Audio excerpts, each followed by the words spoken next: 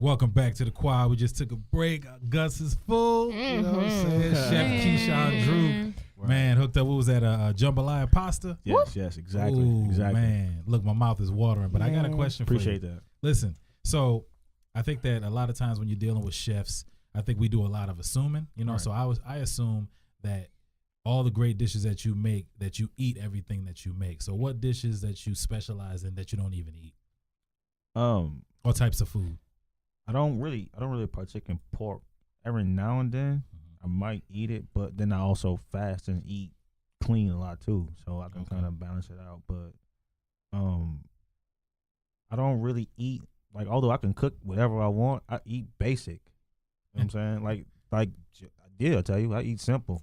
Like, you know, like I really don't, you know what I'm saying? Like, for me, I just need to taste what that is. And like then that's bread it. and water, simple. Like like that. I just tasted it to make sure, okay, it's to that level, and that's what it is, and you know, that's it. Because I get my satisfaction from cooking is for the feedback I get from the people that I cook for. So it's not even about me eating. It's about me just, okay, that's it, and then. Yeah, I see a lot of chefs. Man. I see a lot of chefs that incorporate wine into their ingredients. Do you do that?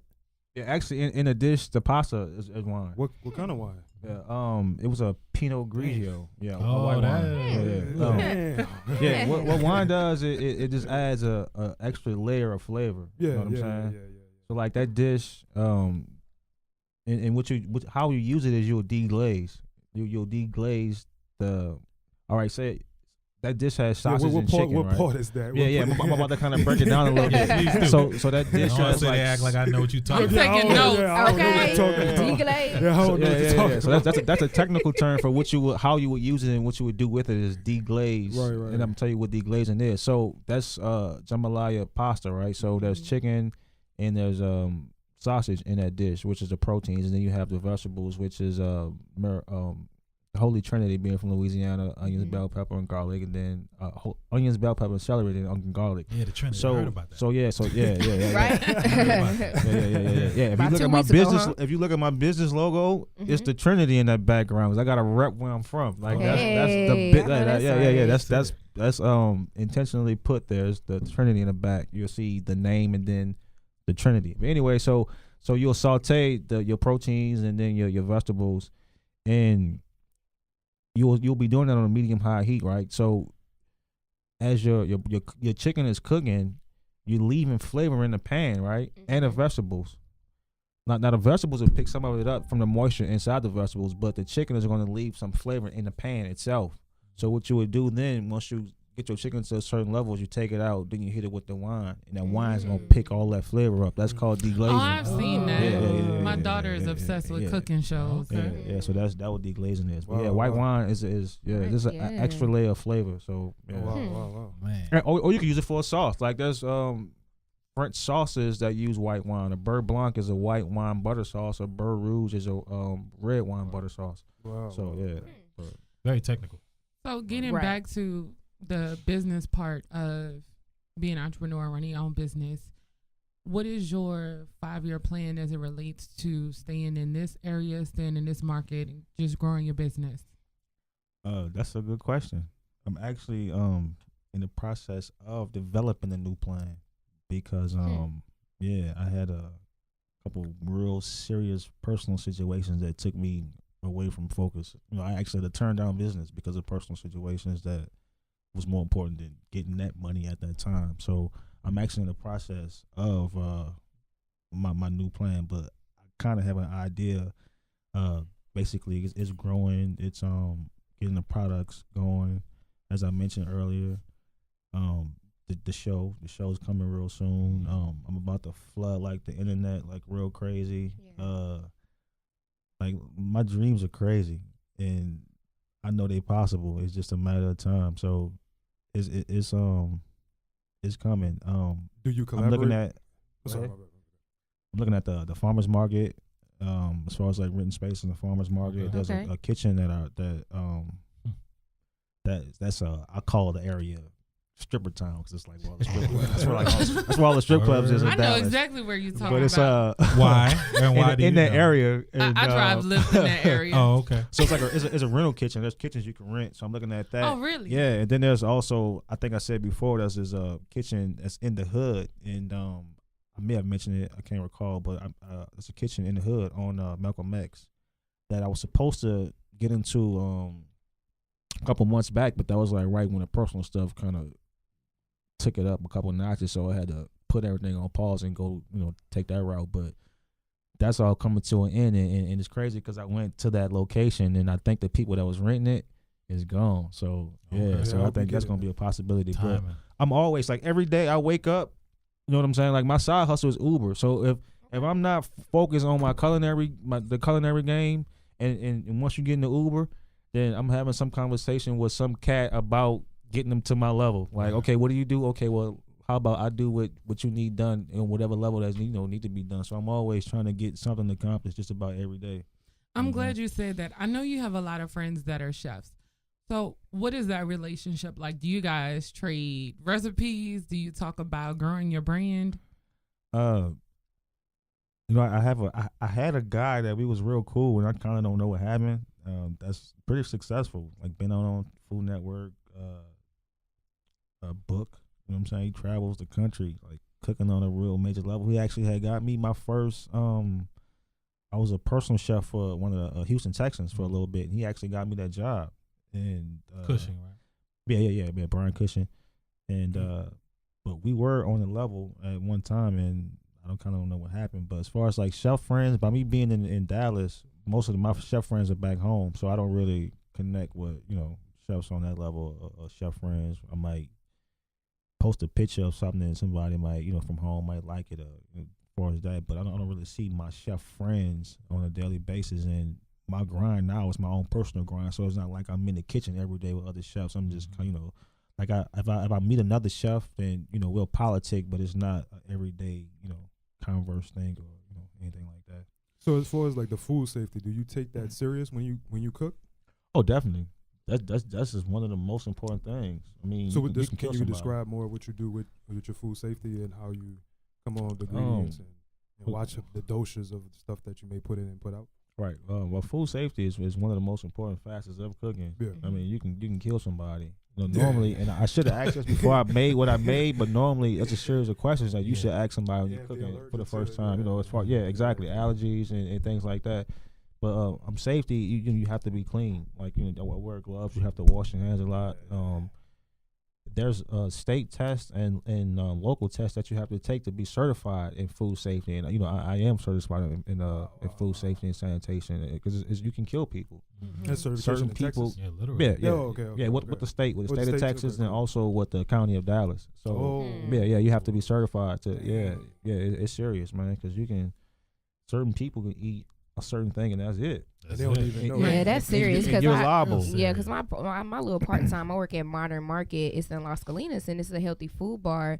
And then we get a lot of vegan, we get a lot of just straight vegetarian, and we can switch out or modify their food choices. But it's very important. One thing I've learned is to switch out your gloves when you're doing vegan versus definitely. Regular food because they can catch that quick, and that's a quick lawsuit right there. Definitely. So that's one thing that I have noticed and learned. Yeah, I saw your gloves out there. You had on gloves. Right. I mean, it's always safety first when it comes to food. Just like most other jobs, safety first, and then when you're dealing with the public, the potential to cause harm, you always have to take precaution. So, who was your favorite chef and why you admired him so much? It's actually two famous chefs that I would say is my favorite. It's Wolfgang Puck and Bobby Flay. And these are just two cats that I actually grew up watching. As I stated before, like as a kid, I used to watch cooking shows. Mm-hmm. I didn't used to tell people because I didn't really think that was the coolest thing to do. You know what I'm saying? But I was really into cooking shows. So Wolfgang Puck was on PBS, and this was before the cable days. Right. Yeah. You know what I'm saying? And as far as Bobby Flay, I remember the inception of the Food Network, and that's when around the time we first got cable. So I was watching him, and I'm actually getting ready to apply for his show. He has a show on Cooking Network called Beat Bobby Flay, and I want to challenge him. I saw that. Yeah. I want to challenge him to gumbo. As a matter of fact, yeah. I'm trying to like chop his head off. Do that. Yeah, I'm trying to chop his head off. You're one of my idols. You gonna win that? You tell him like Jay-Z, your idols and became your rivals. You know what I'm saying? Like, Okay. You know what I'm saying? So, but yeah, that's two of my favorites. And then what about somebody from New Orleans? New Orleans is Frank. Definitely. I used to watch Frank. I think everybody watched Frank. Yeah, Emerald's dope, underrated. I'm gonna tell you, like, one of my favorite chefs is a chef that was my culinary instructor at school. He was not actually from New Orleans, but you know how people come to New Orleans and they just stay, or they come to move to New Orleans. And he was actually a chef, so chefs come to New Orleans. This is one of the places. New Orleans is one of the places chefs come to cook. You know what I'm saying? Because it's so much history and so much everything when it comes to the culinary game. You know, this chef, his name is Chef Brendan O'Donnell, and he was one of my culinary instructors, and he was one of my favorite chefs. He was one of the first chefs to actually like really believe in me. Like he knew I was great before I knew I was great. You know what I'm saying? And like like in school, I was like the top dog in school. We used to have programs where we used to go to the mayor's office, like the top students in school, and I was like the mayor's partner. I was in the office. I was in there so heavy. I was like his people. You know what I'm saying? So I was majoring there. But that particular chef, he taught me a lot. He believed in me. You know what I'm saying? Yeah. And we actually friends on Facebook. I'm planning on going meet him and visit him. He's in Portland. We clicked back up, and he was telling me he was proud of the moves I've been making. And I told him, because a lot of times you got to look back and see, where you started to where you are. And most definitely. So I was just reflecting one day once we linked back up, and I thanked him for back then, because he was the first one to really believe in me on that level. Like this dude, like he saw it before I saw it. Like I knew it, but I ain't know it. You know what I'm saying? Like I knew, like, I'm cold, but I'm nice. But he knew, like, this dude, like he's that dude. You know what I'm saying? Wow. And I told him, I'm like, I'll never forget that. Like, like that's dope. A lot of times, all you need is inspiration or another person to believe in you to really just put you over the edge. Definitely. Now I know you travel a lot. Do you and you've lived a lot of places, a lot of different places. Do you travel purposely for food? Like, do you see food or dishes that are indicative to certain towns, states, places that you purposely go there to taste? That's a fire question. Definitely. Yeah, that's a good question, and that's definitely something I do. Like, every time, I don't particularly exactly how you worded it on that level yet. Like, but I want to get to that place. Like, I want to go to France just to eat. I want to go to Italy just to eat, just to go. Like, can I chill in y'all kitchen and just watch? You know what I'm saying? Like on that level. But what I do is every time I go somewhere new, is that I do research on what's the dopest place. I check the Food Network shows and chefs that I follow and that type of thing, and I do research on what's the best this, what's the best that, what's this city's top dishes, and where's this and where's that. So yeah, I always try to incorporate food and learning and exploring. Definitely. So out of everywhere you've been, what was the best dish that you've had? It's here in Dallas. Really? You had the dish with me. What? It was a dish at the Super H Mart. The Asian place where I told y'all. That's the one in Carrollton, right? Yes. Yes. Yeah. Look, if you go in there, there's tons of little restaurants. Hey, let me tell you. I go there and get the crabs and stuff like that. Do you? Yeah. Oh, so you knew about it too. I didn't know. Crabs, I go. They seafood. That's one of the best seafood spots. The tiger shrimp. Yeah. I go there all the time and get that food. But this dish it's in the Korean stall. Like she said, there's a bunch of stalls inside the restaurant. It's like just like you in China somewhere. So when you go in, it really feels like you have the sushi spot, the Chinese spot, the Korean spot, the Mandarin spot, the this, the that, the every Asian cuisine spot. So this one particular spot, my favorite is the Korean spot. I keep forgetting how to say the name of the place, but I finally mastered the name of the dish. It's called Gobijeon. Gobijeon. And it's what it is. It's spicy. That's how you gotta say it. Yeah. You gotta hit it with the accent. Yeah. I'm gonna get that. I'm down with Bruce Lee too. You know what I'm saying? That supermarket a beast though, because they got a Walmart across the street. Nobody be in that Walmart. Right. Wow. Everybody be across the in street. Everybody be across the street. And the other thing about that store, remember we walked around the fruit section?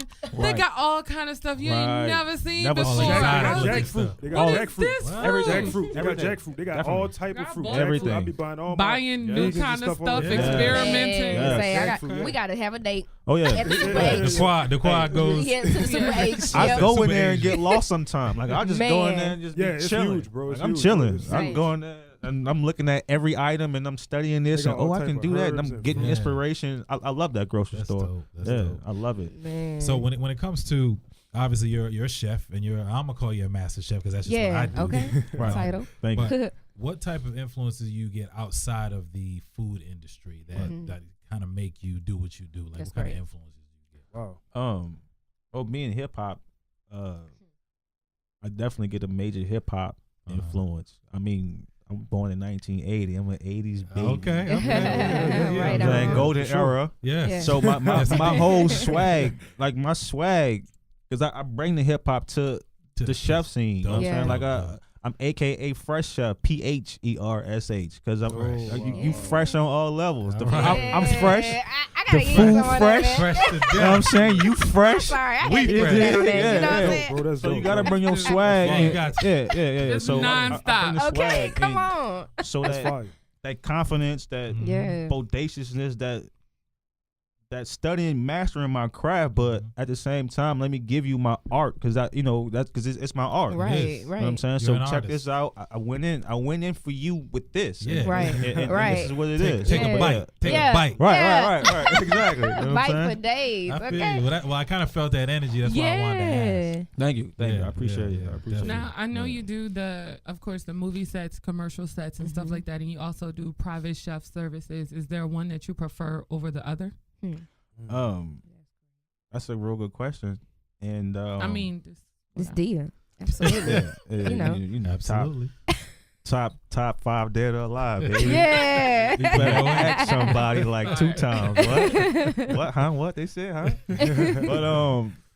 But I would actually say I love the interaction of the movie set because I don't know if y'all ever been on the movie set. It's just like a dope energy. It You know what I'm is. saying? It's a dope energy that it's just it's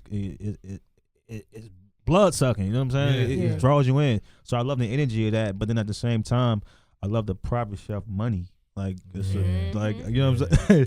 Especially like the upper echelon people that can really just be like, here, just take it. You know what I'm saying? Like I kinda, Whatever you need. it's no problem. Man. Yeah. So I I'm love that. big. I'm big in fitness, and I'm getting more serious with it. You know, with the different platforms, opportunities coming, I have to be right. So, all right, do you do meal preps? Oh yeah. Okay. Cool. So yeah, there's nothing that I won't do. yeah. So there's definitely if it's be food one. involved, then let's talk about it and let's see Right what we on. can do. But as far as meal plans and eating healthy, Yeah. I eat healthy, and I definitely believe that eating healthy is not an excuse for not eating well or not Right. eating terrific or not Right. being experienced. So I still can give you that same Yeah. ooh wee, Right. Lord have mercy experience. and by the way, look out! I got I that love ooh wee, it. the Lord have mercy menus coming. It's gonna be critical. Yes, It's gonna be I'm 2 with menus, it. The Well, you ooh wee got a and the new Lord have client. mercy, because when you Ooh-wee. it's gonna make you say ooh You wee. gonna have a new client. Lord have new mercy. client. But Most as far as definitely. like healthy eating, it should be dynamic at the same time. So Right. it shouldn't be no levels. Not taken. You should be as able far to as- explore. Definitely. As far as the closing that we're trying to get up out of here, what advice could you give to someone that's aspiring to be a chef? I would say definitely learn your craft. You don't have to go to school, but if you are able to, go to school. If not, find the best restaurant wherever you live. Research some local chefs in your area.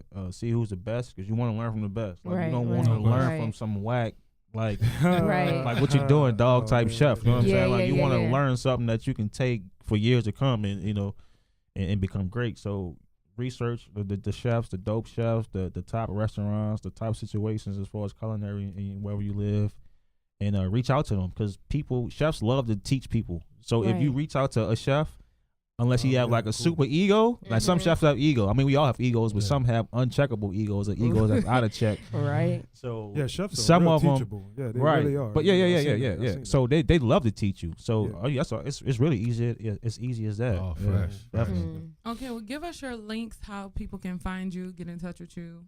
All right, the gram is at me Chef Key, MECHEFKEE. Twitter, I really don't even remember my Twitter. I gotta get my Instagram game up. Like that's this summer I'm about to go ham with the Instagram. Yeah, go ham with the gram. I'm about to go ham with the whole. I'm about to go ham with the gram. The and, website. The website is thekeyRecipe.com. THEKEE recipe.com. There's a phone number on it. I don't know the business number by heart. I should, but the number is on the website. Facebook is the Key Recipe, or myself, Keshon Drew Sr. Follow me on the gram because I got like a lot of stuff about to, like I said, I'm about to launch the gram and go ham. So I got a lot of great things about to pop off. Can't wait. Thank you so much for joining us today and blessing us with this. This was dope. I gotta come back. All right, well, I am absolutely Adia. I'm your girl, Ashley Nicole. I'm the franchise, and I'm full. And this is the Quad. Thank you. Y'all be good.